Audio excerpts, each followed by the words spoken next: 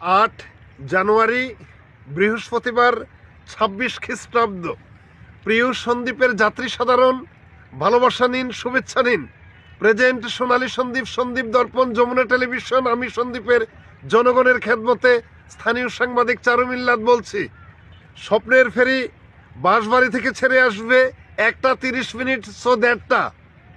সন্দ্বীপ থেকে স্বপ্নের ফেরি ছেড়ে যাবে বিকেল 3টা সীতাকুণ্ড বাঁশবাড়ির উদ্দেশ্যে, সিটাক নিজুম দ্বীপ।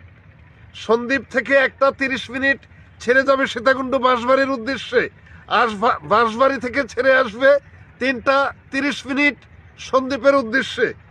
উল্লেখ্য, সিটাক নিজুম দ্বীপ একদিনের জন্য ভ্রমণ বিলাস মনে করে সন্দ্বীপবাসী আপনারা ভিজিট করুন, আপনারা এপার ওপার আসা যাওয়া করুন।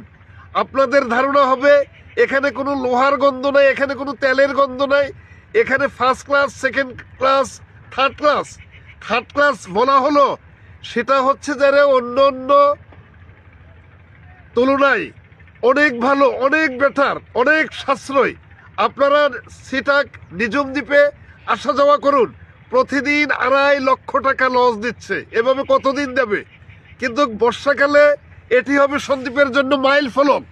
বর্ষাকাল পর্যন্ত আপনারা একটু, আমরা এখানে ভিজিট করছি, দেখা যাচ্ছে যে অনেক কষ্ট করে মানুষ গরু ছাগলের মতো লঞ্চে কাঠের বুটে চিটাগাং টু সন্দ্বীপ, সন্দ্বীপ টু চিটাগাং আসা যাওয়া করে।